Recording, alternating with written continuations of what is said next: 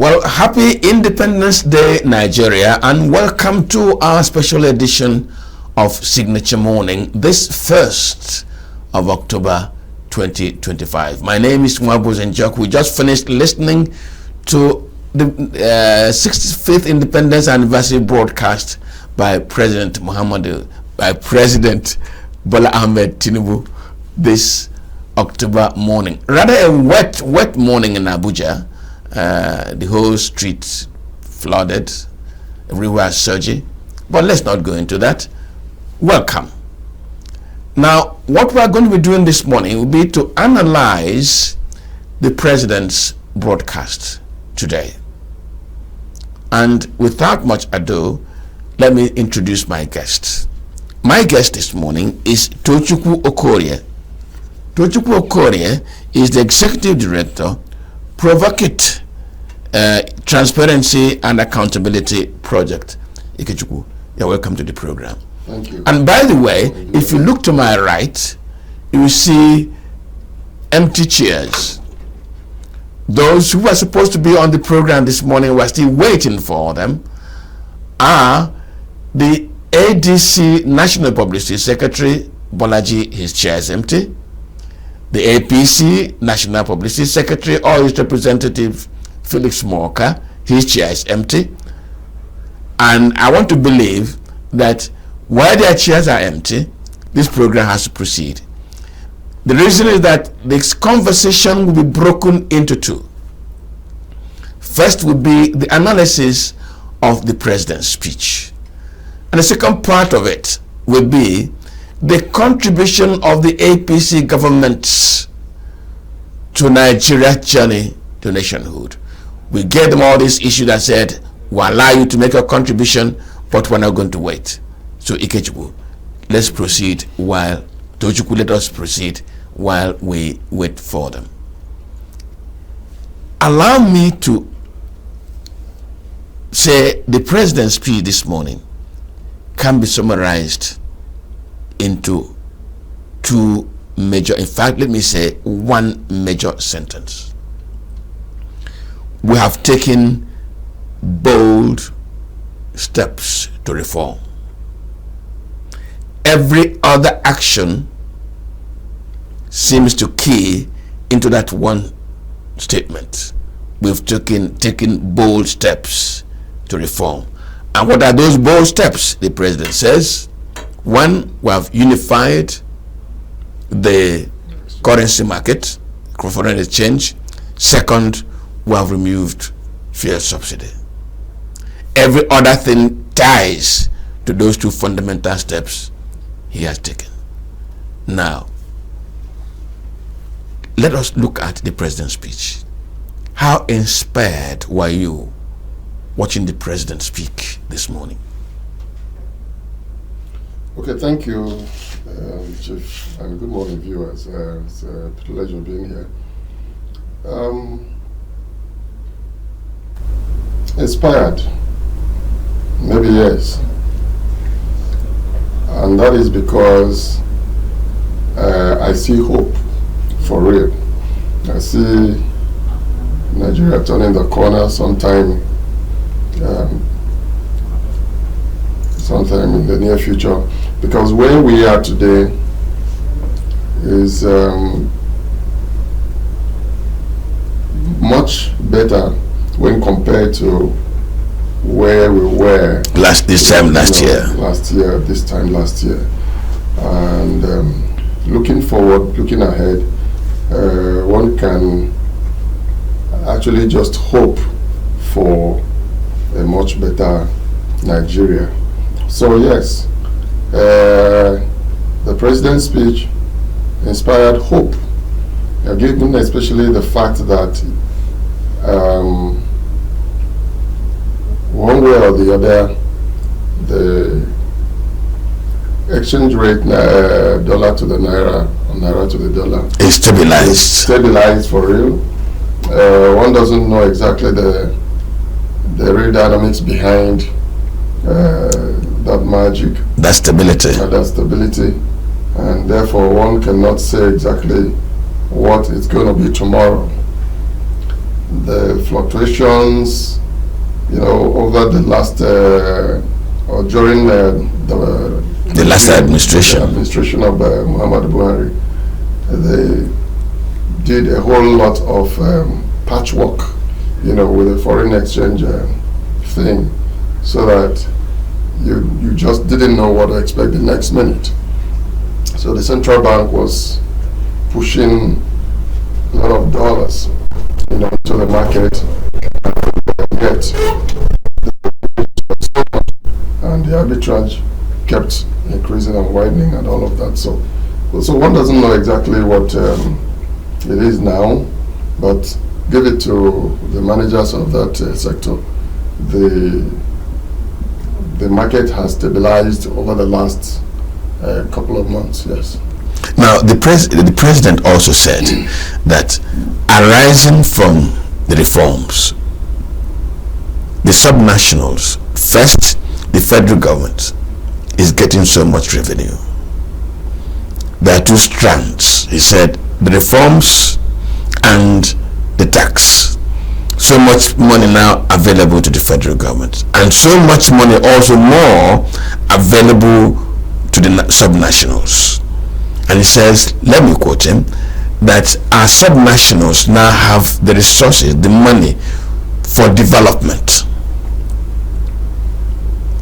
If you look at the exchange rate under Muhammad Buhari and the exchange rate under President Tinubu, can't you see that the worth of the naira has dropped so considerably that this much more money becomes of doubtful value?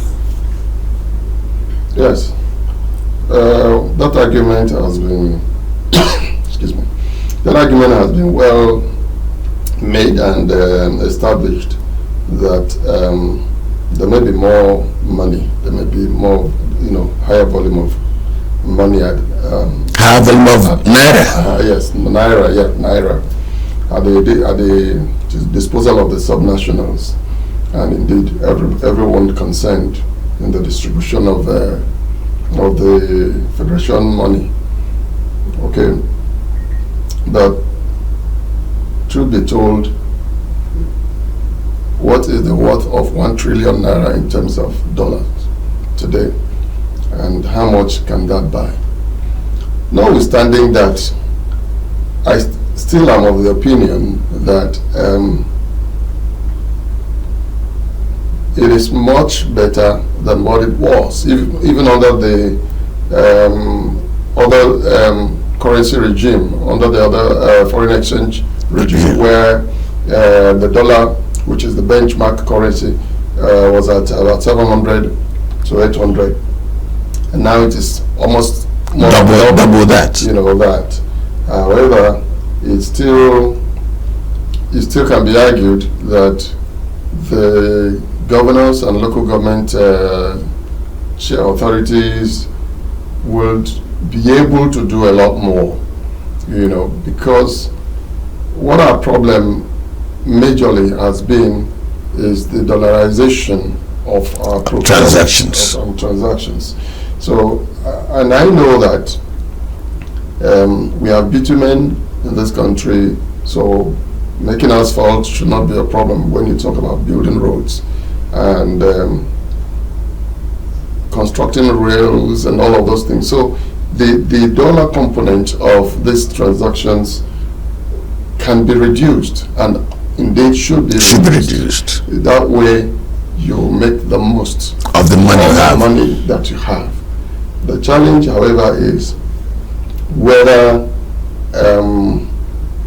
it is not just a mere bazaar for these leaders at the subnational level, whether it is not just, they are not just overwhelmed by the volume of money coming their way, and probably sometimes the first thing that comes to mind is jumping out to France, to Bahamas, to wherever, and have just like local government, once a local government chairman or state assemblies are going to Turkey for a conference. So those are the kind of things you want to detest, and you want to hope does not happen or do not happen. All right. So, but if people are really serious about development at the subnational level, I think what they have or what they are getting can be managed in such a way that, notwithstanding the exchange rate crisis, I call it crisis because moving from what it was to what it is now is quite some money added. It's a whole lot, but that can be managed, and a whole lot can still be done with what they have. That's why I think that there's still hope. You say the president would be right to say more is expected from the subnationals, given that they are now getting a lot more than what they used to. One of the bold reforms that the Tinubu administration has embarked upon is the tax reform. Every day we get to hear that more sectors, more segments of our income earning society, members of our society, are getting into the tax net. That creates so much more volume of money for the government, and the president cited it this morning. He also did say that that is enabling the government raise money to deploy to help small businesses, small and medium scale businesses. But there's something the president said this morning which to me was being sincere. He admitted that Nigeria's electricity situation is not what it ought to be. That tended to dampen my excitement. How did you react to that? When the chief operator admits, and I didn't hear him tell us what steps are likely to be taken to address what is a critical and fundamental challenge in handling the economy: lack of electricity.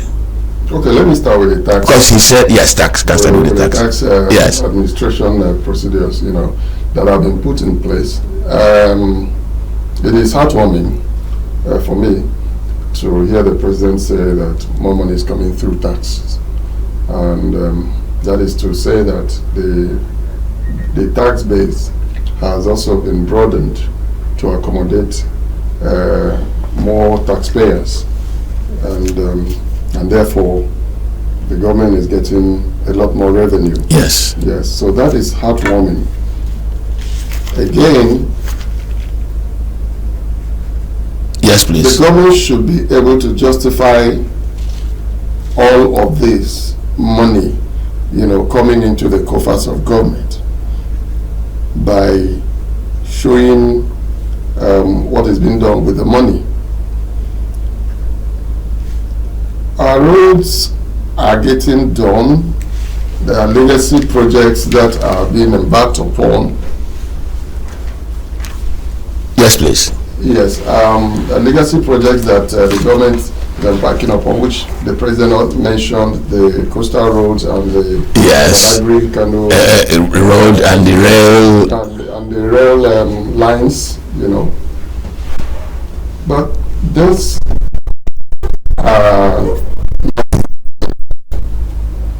now those cannot take the place of internal roads, smaller roads, connecting roads here and there that are almost impassable, given this, especially given the volume of rains, So the government should focus on those.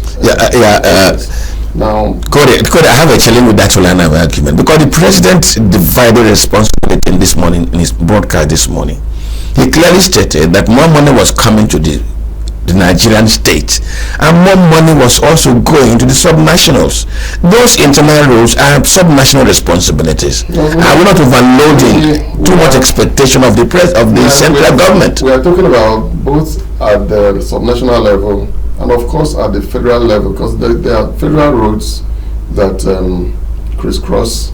The interstate roads are all federal roads, and I want to give it to the works minister that he's doing a whole lot. I mean, going from Nasarawa, for example, to Enugu, there's a whole lot of work going on there. He inspected that work, and the Enugu-Onitsha Expressway, the Port Harcourt Enugu Expressway, these are what's going on, I agree.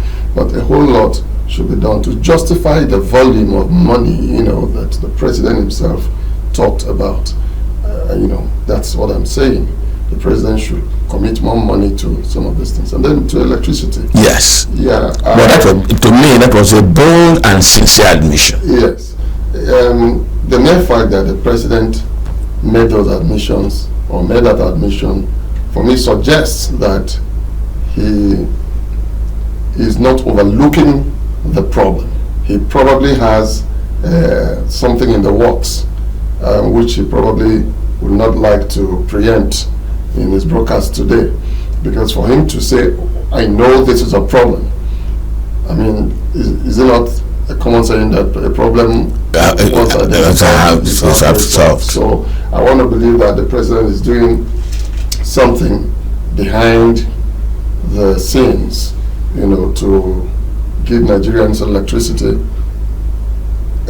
constant electricity, stable electricity and all of that. Especially, again, given that the president himself is boasting a large war chest of money. So he admitted it himself as making much more money. Yeah. So with that that admission of making more money, I should expect that this Mambila project that has refused to be completed, will probably just get underway again, and the president probably would also be considering erecting more dams, to foster our hydro electric power generation ability. The power mix is what his experts can determine, but there is a whole lot that can be done within that sector. That needs to be done. That can be done. That needs to be done. But not beyond that, beyond what the federal government can yes. do. I once said on this program that the subnationals should also be held accountable when it comes to this issue of electricity. The regime of centralized electric, or even centralized authority over electricity, it has been broken. It has been broken long ago, giving the subnationals the latitude to be able to do whatever they should do to at least ensure within their domain, within their area of jurisdiction, they are providing electricity. All of that, they are providing electricity. And I don't see one state in Nigeria that cannot develop electricity infrastructure with what they have. There are bodies of water everywhere in this country. Every state can boast of bodies of water. There are other alternatives. Yet there are other alternatives. In the north, you can mine. You can do so much. You can mine solar. The wind. You can also mine the solar energy to generate power. And all of these things are not rocket science. It can be done. And with the kind of money now available to distribute almost on a monthly basis, it's humongous, and they can indeed do a lot with that. Most of this, most of the components, the equipment, yes, might need foreign exchange, foreign components, and may clear the entire volume they have. But I don't believe that it will clear the entire volume, because it's quite a lot. It's quite a lot that they are sharing. Money is being shared in trillions, and all of that. And at the end of the day, they pay pittance in terms of salary. And some salaries are not even paid. And yet, those salaries are not paid most of the times, and all of that. So, Okore, let me point out a claim the president made this morning, and let me see how it sits with you. The president acknowledged that corruption had been a challenge to development. The monies made in the past, opportunities available in the past, were undermined by corruption. And he went ahead to say that they were dealing with that corruption head on. In other words, corruption is getting back as history. Does that sit well with you? Looking at the goings on in the country, looking at what civil society have been saying, looking at other indices of doing business in Nigeria. okay. Do you agree with the president? I wish I could agree with the president. This is not the first time he's made that claim.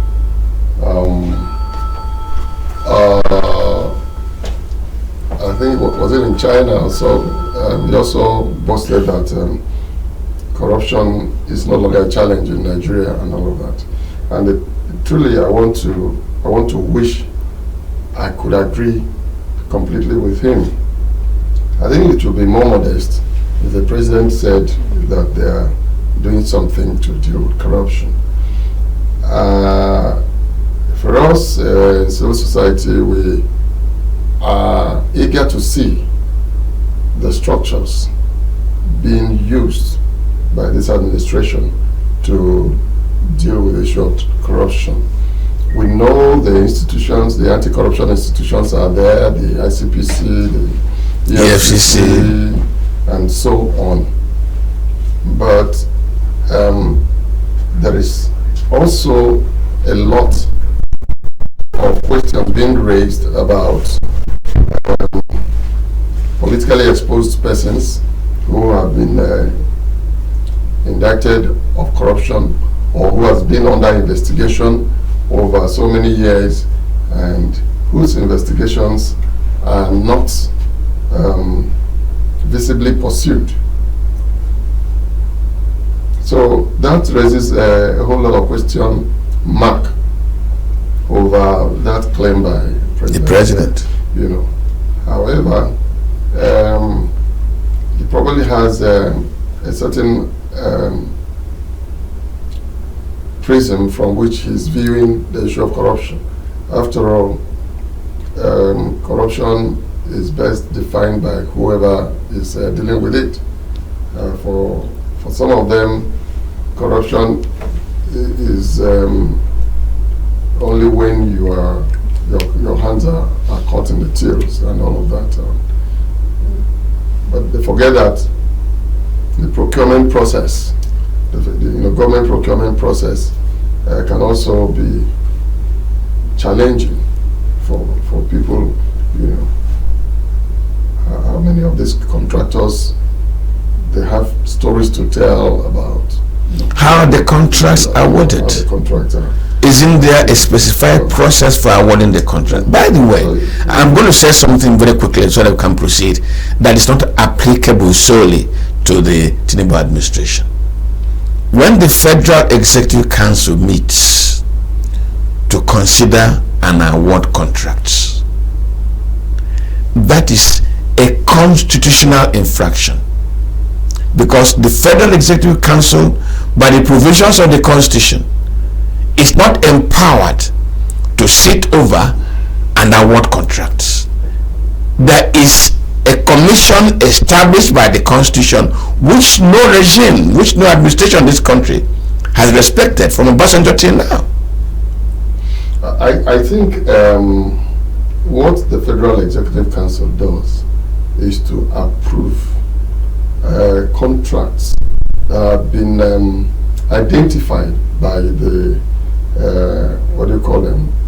Procurement. What do you call them? What usually happens is the individual ministries make proposals. Yes. And they get approval in principle. Yes. And they go ahead to execute. They don't just go ahead. They pass through. They pass those proposals. Look, through. Let's interrogate it. The FEC approves amount for the contract. Based on what did I approve the amount? It's because of breakdown. You buy this, you buy that, you buy that at this amount. Of course. And the FEC approves, and that's not their job by the provisions of the Constitution. Of course, the minister, what the minister does is to bring together his bill of quantities. Good. Which gives him an idea of what it ought cost. Because every ministry has procurement department. Yes. Procurement department. Yes.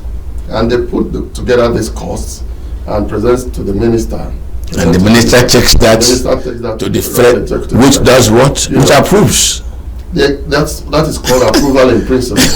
In principle, this is euphemism for disobeying the Constitution. In principle, because that still has to go through the constitutional provision of when that is a commission has not even been established.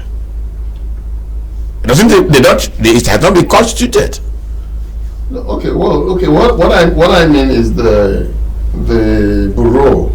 No, that is to check that the money being spent is going to buy what is said, and that items there cost what they said should cost. That is an operational level. The approval and consideration and all that quantities is not the job of the Federal Executive Council. In the absence of that commission. Why, since it is a constitutional provision, why are we operating without it? Let's hope that anyway, they will constitute that commission. I just hope the president is listening. Whether I just hope he's listening, but truly, in the absence of that commission, the Federal Executive Council makes these approvals, and those jobs, those projects, go through the other routines of approval, including the Bureau for Public. Now, in all this, let us take the president's words and look at the economy. When the president went to Ibadan for the coronation on the 44th Olubadan of Ibadan, he looked Nigerians in the face and said, "Let me give you good news. The economy has turned the bend, and the good days are here." And he thanked Nigerians for supporting his reforms and enduring the harshness of those reforms. But here, the day is broken, the good days are here, we should be ready for the good times. He repeated that line of presentation this morning. The economy has turned the bend, and the good times are here. Korea. Okay. Do share this good news as good news. Well, I see the president saying to Nigerians, get ready for the good times. For the good times to come. Not that the good times are already here with us. Because the last I checked, the GDP per capita, is still below 10,000 naira.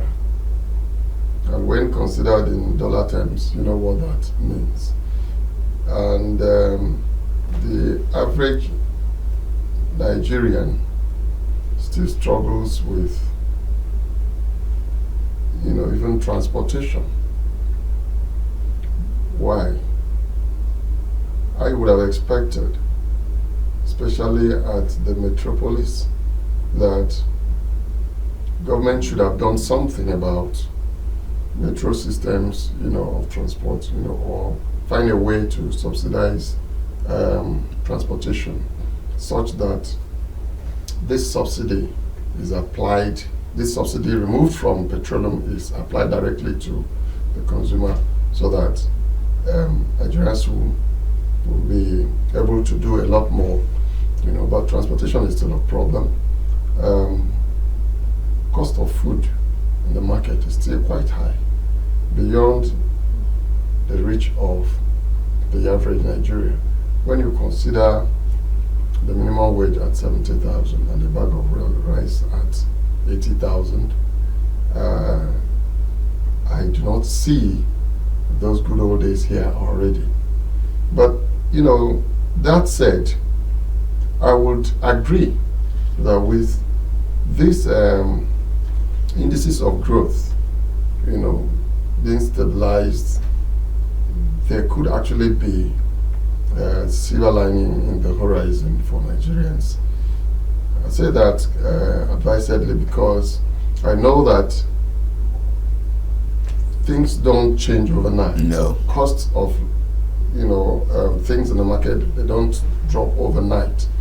They could rise sharply, but the process of dropping going down can take quite some time. A while, and that is probably why I said we are expecting those good old days, but they are not here yet. I believe that with whatever they are doing to bring down the cost of buying a dollar, hopefully, and of course the liberalization of importation of food, which is also a policy of this government. So we're expecting that in coming days we'll be able to buy a bag of rice for between 30 and 35,000 naira, maybe before the end of the year, who knows. Well, especially now that Christmas is coming. Maybe the good old days are coming too soon. Too soon. But you say you believe the president that although the good old days may not be here now, they're likely to come very soon. Yeah, because with the volume of money saved from subsidy removed from petroleum products now being distributed, between the federal government and the subnationals. I mean, there should be a way that these things begin to create multipliers. Now, if subnationals actually deploy this money effectively and let me add democratically, that money should trickle down to the market woman who benefits from sale of everyday transaction. Everyday transaction, because this money is circulating now. But if they don't allow the money to circulate, and the money finds its way into the pockets of the few, all we have done is to make the rich get richer, and the poor stay poorer, in the squalor of poverty where they have always been. So the dynamics are quite clear. If we are all committed, I believe that the reforms have the potentials for real of turning things around for Nigerians. Yes, you might need more money to buy a particular item. What is important is, do you have that money at your disposal? If I were to buy these frames for 100,000, as against what it used to be, but I have 300, I have 300 or 400,000. I can always buy it. I can always buy it. So it doesn't really matter how much it is sold. It is how much I have. My buying ability, which is called the real income. Do you understand? So that is where the issue is. For the average Nigerian, the real income is still a problem. The nominal income is not even enough, not to talk about the real income. So how do we get beyond here? How do we get beyond this threshold? There is more money, therefore there should be more money for everybody, not just for government and those working in government. Well, the president said something that I think we should devote considerable time to at this stage. this president spoke enthusiastically about the efforts to tackle insecurity. We should salute our gallant soldiers, our policemen, other security agencies who are putting their lives on the line. And the president says, our Northwest is better. People are returning to their communities. Our Northeast is being well managed. Some communities are going back. The situation generally is better than what this administration met. But there are Nigerians who will tell you that things are worse. Who will tell you that the spate and rate of kidnapping in the country has quadrupled, and these people are making more money seeking and getting ransom. Former President Muhammadu Buhari told this country clearly that the insurgents, Boko Haram, and the bandits are one and the same people who are using different methods to pursue their cause. Buhari said that banditry in the main was the money-making arm of insurgency. If banditry, if kidnapping are not reducing, in fact escalating, and ransom seeking is becoming a trade, an open trade in Nigeria, and the president says insecurity is being effectively tackled, will you be comfortable with that position, or do you have a contrary opinion? Again, Chief, I wish I could agree with the president whole and entire.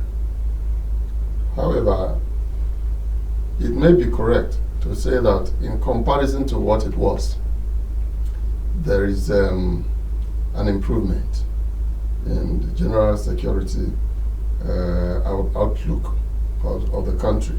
I know that the Southeast is still a hotbed of all sorts of insecurity. I know that the Northwest, yes, a few things to smile about in the Northeast. People are resettling. I didn't want to counter the president. I didn't want to make an opinion about the president position. But there is some calm in the Northwest. But that calm has been achieved by negotiation, by paying tax to the bandits. Yeah. So now I was just coming to that. The Northwest. In the Northeast, I believe that there is a whole lot that the services have done to stabilize the threats, the terrorists, and stabilize things there, but not exactly the same in the Northwest. Unconfirmed and unconfirmed reports I heard. In fact, I saw a video which I can independently verify of a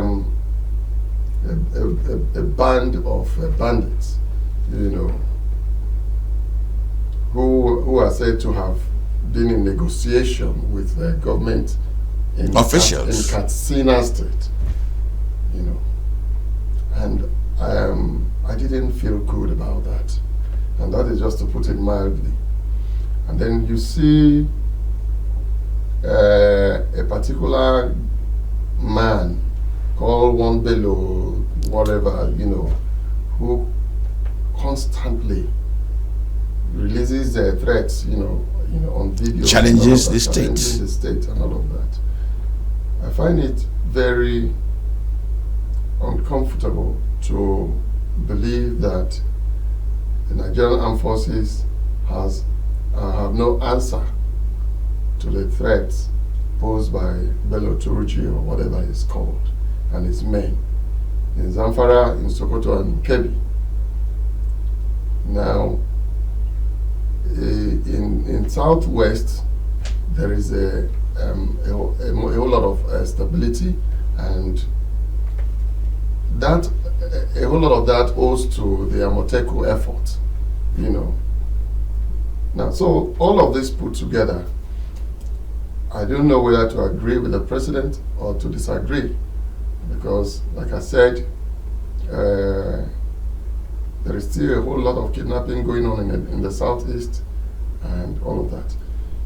All of this said, my idea, which I think the aides of the president who probably are listening should take seriously, is that Nigeria needs police reform as urgently as yesterday. Police? Yes. Police reform is required in terms of the retooling and retraining of police, okay, to be able to deal with these threats. I believe that the Nigerian armed forces are spread thin, you know, and some of the equipment that are used in combat probably are not quite suitable for this kind of operations to deal with internal situations like banditry and all of that. Because what that would have meant if you were to go all out in combat is that we are in a civil war. And there'll be high collateral damage. damage. The collateral damages will be extremely high. And that is why I think that the police, if properly retrained and retooled, would be a better institution, agency to deal with these things. And that is why it has protracted. That is why it has lasted this long, because the military are constrained in the method and the way they're trained, that they deploy. So there's a lot yet to be done. Corey, let me just throw in this. Let me just throw in this. This insurgency, this insecurity has lasted since 1997.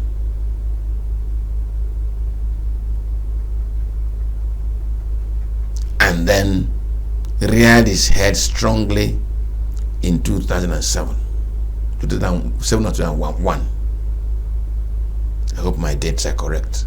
Mm-hmm. The point I'm trying to make is, has the Nigerian state, just before I ask that question, once, twice, thrice, very large cache of arms have been intercepted, either already staying in the country or being imported.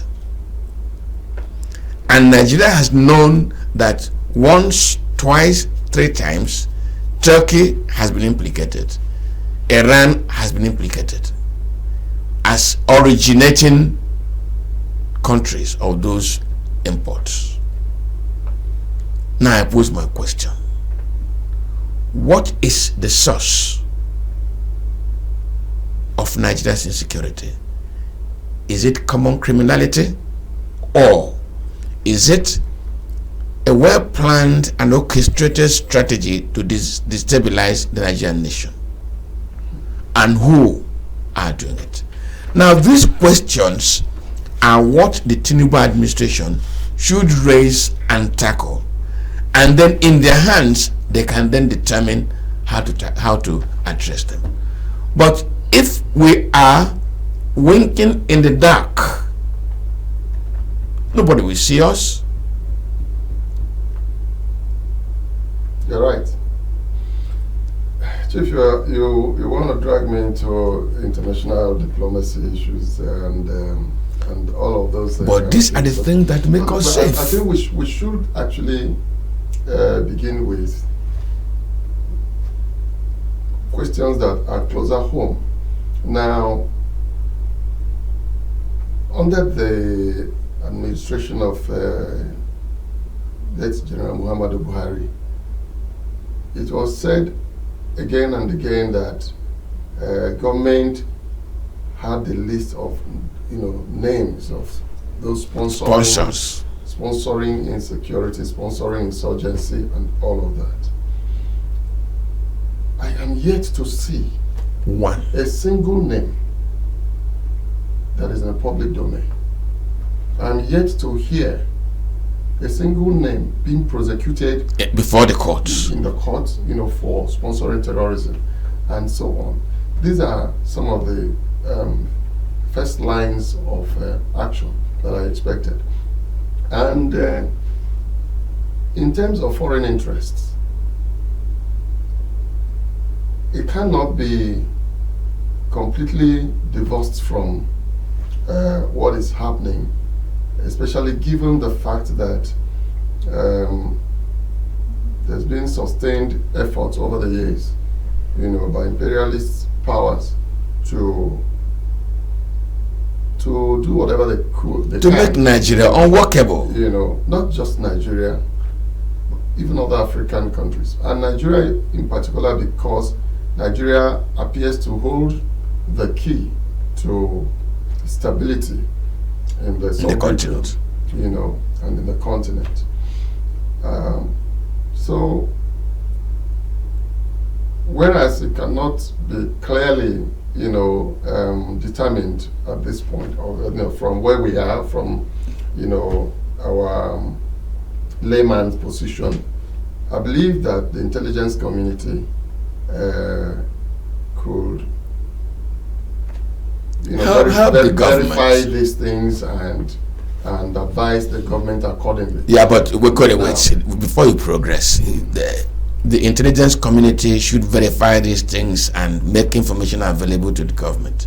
If the United Arab Emirates, in its own international relations, made a list of sponsors available to government, and some of those names were published, and some of those people, some of them Nigerians, have been prosecuted, found guilty, and jailed. And he who wears the shoes, who knows why it is pinching him, and know that if he removes those nails made available to him, he will feel at ease. Yet, as you just said, it is not known to us that any of those people have been prosecuted. Yes, but where is this man, this Mamu guy?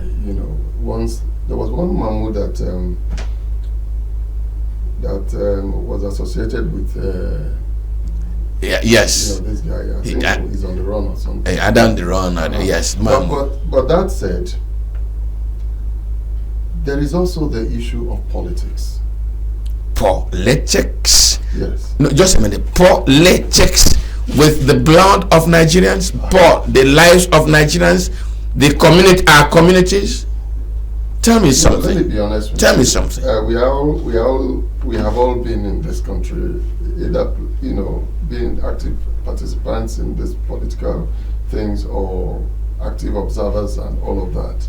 And it is not news that politicians take advantage of some of these situations and even go as far as orchestrating them sometimes, in order to get whatever they're looking for. For example, this Boko Haram thing, unsubstantiated reports. When I say unsubstantiated, is because no prosecution and no court of competent has pronounced anything. And no court has pronounced anything. So, unsubstantiated reports tell us that politicians in Borno State, used Boko Haram to gain access to power and some of those things. Now, and it is not just in Borno, in Zamfara. The same rumors made the rounds, during that last dispensation, that worry, and Bello Matawale or something. Yes, yes. And so on. There are all kinds of reports. Even El Rufai, his name has been dropped. Also been dropped with regards to paying money to bandits. You know, he himself made that admission publicly that he had to give money to people to stop killing his citizens and all of that. I don't know how to interpret some of those things, but the truth is, politicians have not helped matters. If anything at all, sometimes they exacerbate some of these situations by trying to exploit the situation. Somebody somewhere was saying on video that they had meetings with governor somewhere, and on how to win elections and some of these things. We can't take those things to the bank, quite all right. But these are things that are available in the public domain and influencing conversation.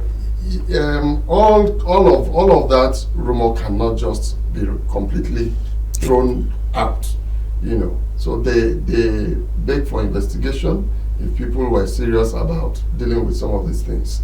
So what am I saying? The fact remains that insecurity is still very much with us, and the president's claim that they are facing it head on.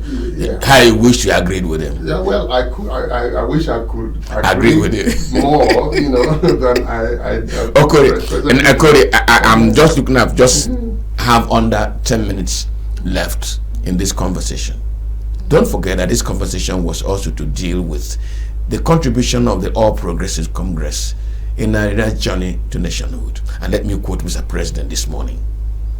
Mr. President said that his administration inherited, his own words, a near collapsed economy. It was from APC to APC.